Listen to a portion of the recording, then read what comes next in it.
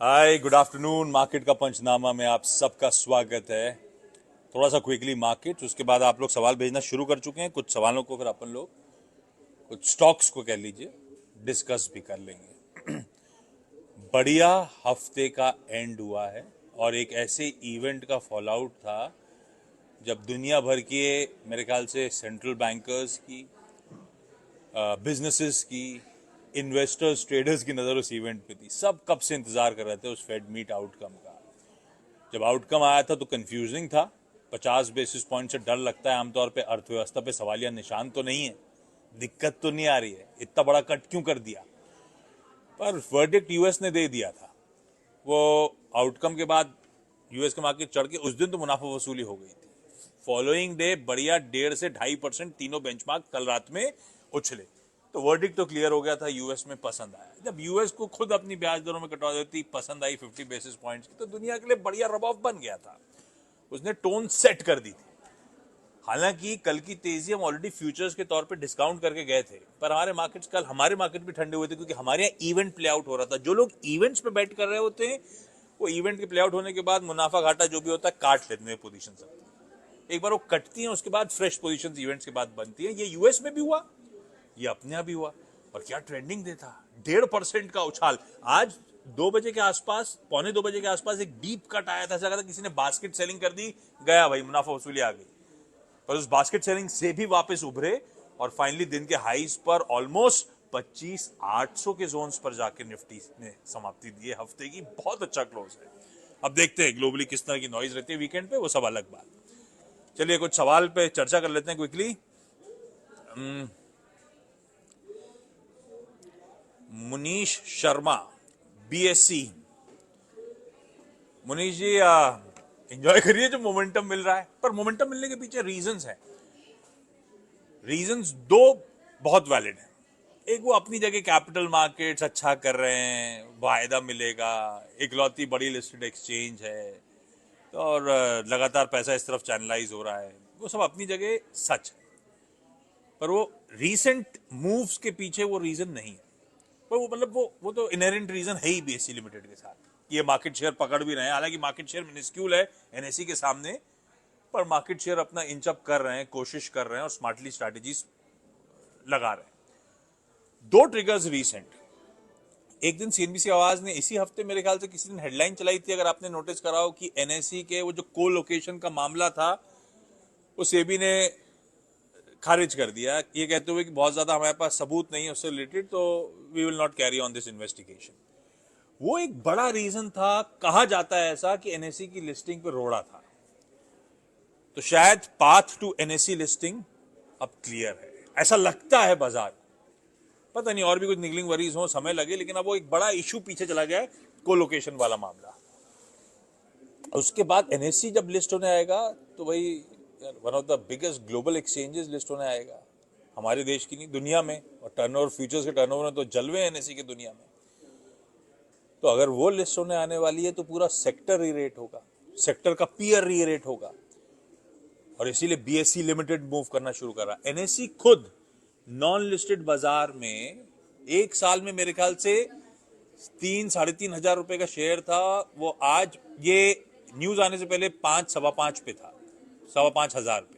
आज कहा जाता है 6-6.5 हजार पे खड़ा हो गया आके नॉन लिस्टेड मार्केट में। जिस कंपनी का आईपीओ अभी तक अर्जी नहीं गई, अप्रूव नहीं हुआ, वो नॉन लिस्टेड मार्केट में 4.5 हजार पे।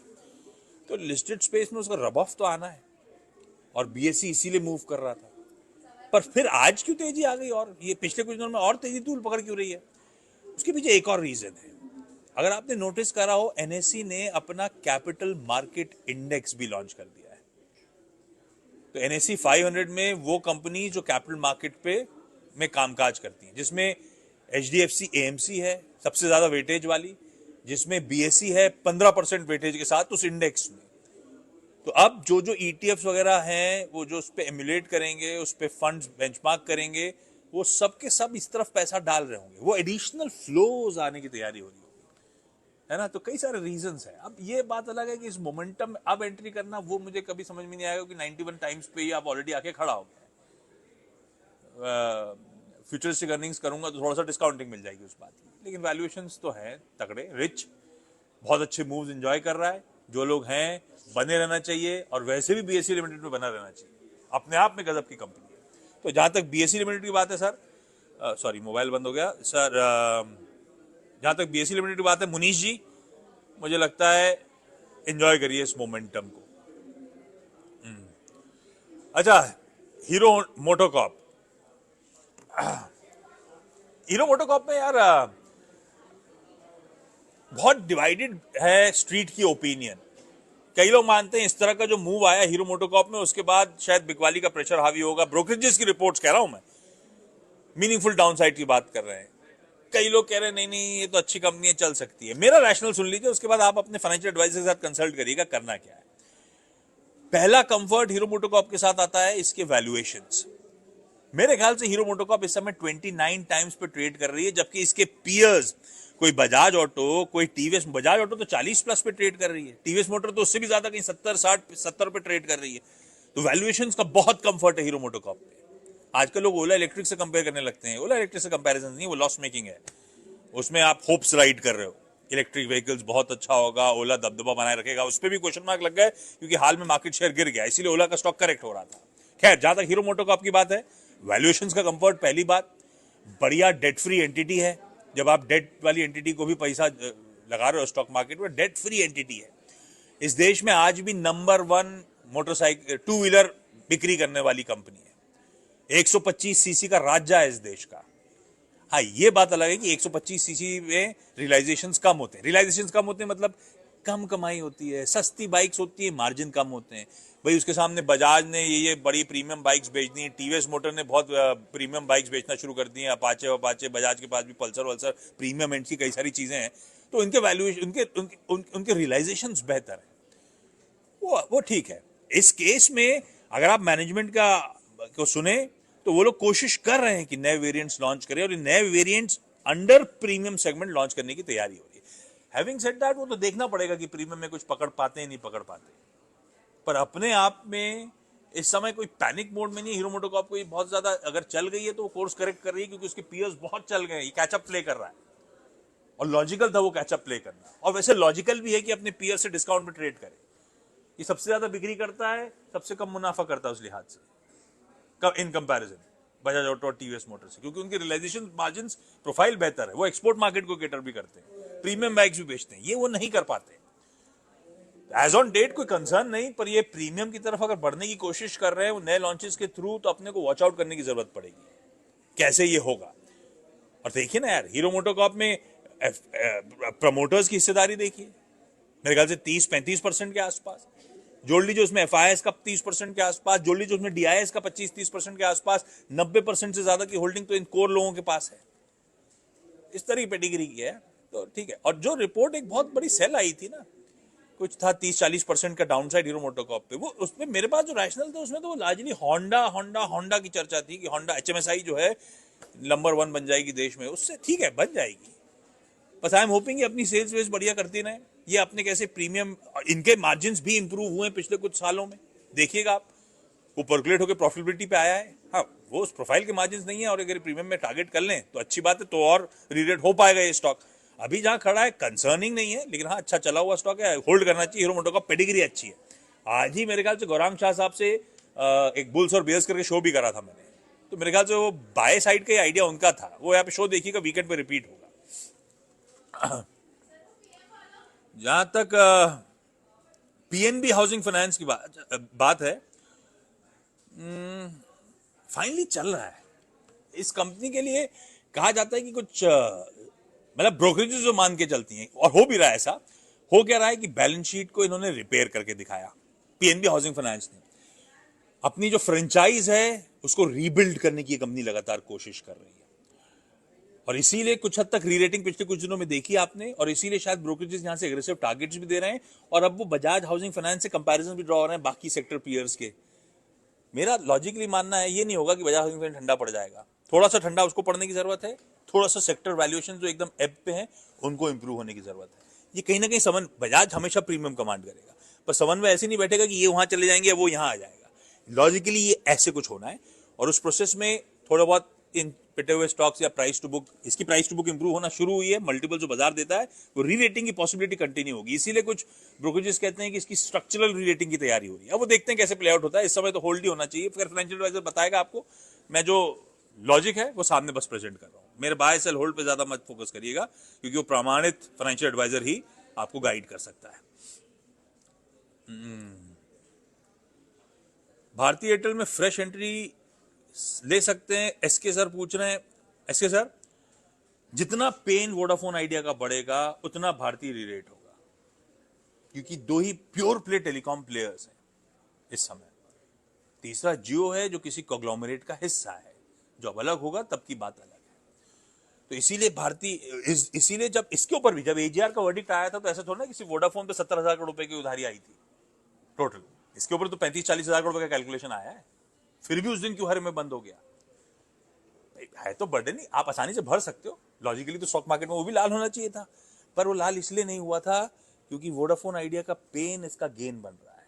वैसे भी ये सब दोनों मिलकर ग्राहक छीन रहे हैं वोडाफोन से, और इस तरह का 70,000 करोड़ का FY24 का ड्यू मतलब वोडाफोन के लिए उतना ही चैलेंजिंग हो जाएगा अपने आप को 4G और 5G तो दूर की बात है, लेकिन कंपैटिबल करना इम्पॉसिबल होता जा रहा है, मुश्किल होता चले जा रहा है। इम्पॉसिबल वर्ड गलत हो जाएगा। तो सही समय पे आप कभी डिप्स आए बाजार पे, तो हाँ, टेलीकॉम पे दाव लगाने के लिए इस समय तो भारतीय एयरटेल ही एक विकल्प है, क्योंकि ही एक विकल्प है इसलिए आप देख रहे हैं उसका स्टॉक लगातार चले जा रहा है, क्योंकि पैसा सब वहीं चैनलाइज हो रहा है।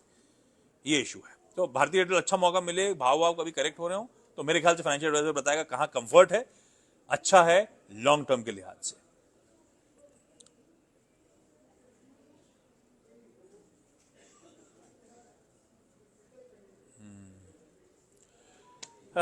कल्याण ज्वेलर्स, वैसे ज्वेलरी स्टॉक के जो स्ट्रक्चरल रीजंस हैं वो तो आप सबको पता है। सारे ज्वेलरी स्टॉक्स क्यों रीरेट हो रहे हैं बार बार, पहले उस पर आता हूं, फिर कल्याण इन स्पेसिफिक आ जाता हूं। डिमांड बढ़ रही है, वो के शेप में आपने देखा हो। के शेप मतलब होता है यार, जो रईस है वो रईस होता जा रहा है, जो गरीब है हमारे यहाँ गरीब होता जा रहा है। जो रईस हो रहे हैं वो ज्वेलरी सेगमेंट में स्पेंड भी कर रहे हैं, डिमांड अच्छी है, वो पाई अपने आप में बढ़ रही है, मतलब डिमांड बढ़े जा रही है। उसमें भी हो क्या रहा है, अनऑर्गेनाइज से प्योरली ऑर्गेनाइज का शिफ्ट हो रहा है। तो ये ऑर्गेनाइज प्लेयर्स के लिए एक तो पाई बढ़ रही है, ऊपर से शिफ्ट का भी बहुत फायदा मिल रहा है, तो ये बहुत स्वीट स्पॉट में है। कल्याण एक ऑलरेडी तगड़ा मल्टी बैगर है यार। वो आईपीओ के बाद कितने समय तक 2 डिजिट वाला स्टॉक था ना, वो 70, 80, 90 वहीं फंसता था। आज वो 70, 80, 90 वाला कहां 700 प्लस के लेवल्स के आसपास आके खड़ा हो गया है। तो मैसिव 2 साल की रीरेटिंग है। तो इस रीरेटिंग में क्या हुआ है कि थोड़ा सा पीवी स्ट्रेच हो चुके हैं। ये इस समय जो कल्याण का पी है, मेरे ख्याल से टाइटन भी उससे कम पी पे ट्रेड कर रहा है, जबकि टाइटन का साइज बड़ा है, टाइटन के रिटर्न रेशियोज बड़े हैं। तो ये सब थोड़ा सा ध्यान रखना है। हाँ, इन सब के, इन दोनों टाइटन और खासतौर पर कल्याण के चलते हुआ क्या है कि कोई सेनको गोल्ड, कोई ये अभी जो आया है पीएन गाडगिल ज्वेलर्स, ये अच्छा कर रहे हैं, क्योंकि इनमें वो वैल्यूएशंस का इनके कंपैरिजन में टाइटन और कल्याण की बहुत कंफर्ट है। बहुत मतलब वो भी 40-50 पे ट्रेड कर रहे हैं, लेकिन ये कहां खड़े हो गए आगे वैल्यूएशन में। पर वो रीजनल प्लेस भी है। कल्याण रीजनल प्ले नहीं है, टाइटन तो खैर है ही नहीं, तो उसका भी फायदा मिलना है। कुछ ब्रोकरेजेस कहती हैं कि बहुत तगड़ा रीरेट हुआ है, पर ये अपनी रीरेटिंग जर्नी के अभी तो कहीं मिड पॉइंट पे खड़ा है। ये कहना मेरे लिए मुश्किल है। मैं इन्वेस्टेड हूं तो मैं कल्याण के साथ बना रहना चाहूंगा, मैं इन्वेस्टेड नहीं हूं तो फिर मैं जरा मैथ खोलूंगा, एक्सेल खोलूंगा, जरा एक कैलकुलेशन ड्रॉ करूंगा, उसके बाद डिसाइड करूंगा। क्योंकि इस समय लगता कल्याण स्ट्रेच्ड है, लेकिन टेलविंड जो है सेक्टर की, जो मैंने हाईलाइट करी, वो गजब की है।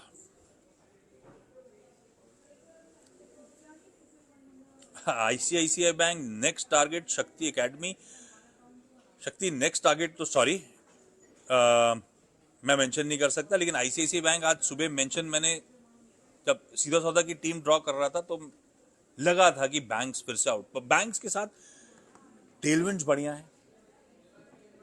टेलविंड्स कैसी हैं?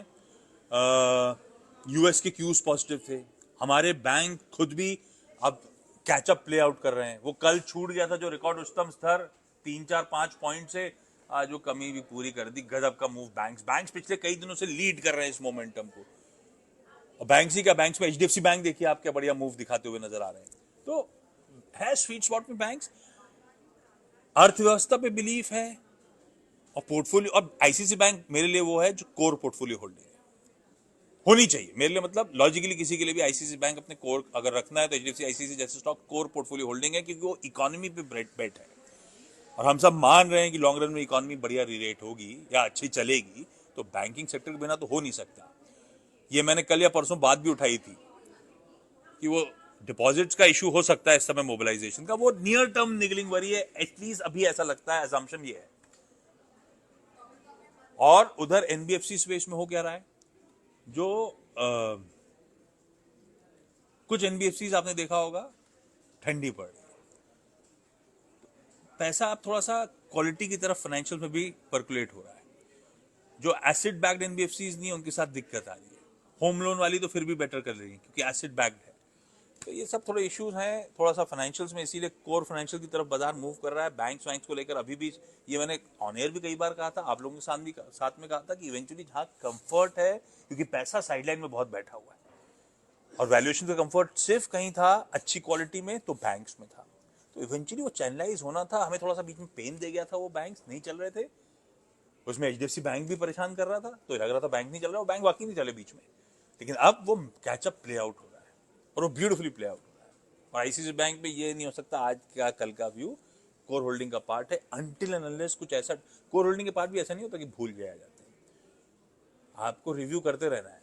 अगर कल को जिस शख्स ने आईसीसी बैंक को यहां तक एकदम से पहुंचा दिया, बख्शी साहब जो इस कंपनी के सीईओ हैं, बैंक के सीईओ हैं, अगर वो बख्शी साहब ने यहां तक पहुंचा दिया है, और बख्शी साहब अगर कल को कोई ऐसा इवेंट आ रहा है कि वो छोड़ रहे हैं, तो अपन बैठेंगे रिव्यू करेंगे, उसके बाद अगले क्वार्टर्स क्या डगमगा रहे हैं, वो लॉन्ग टर्म कॉल में थोड़े से आपको बार बार आकलन रिविजिट करते रहना है।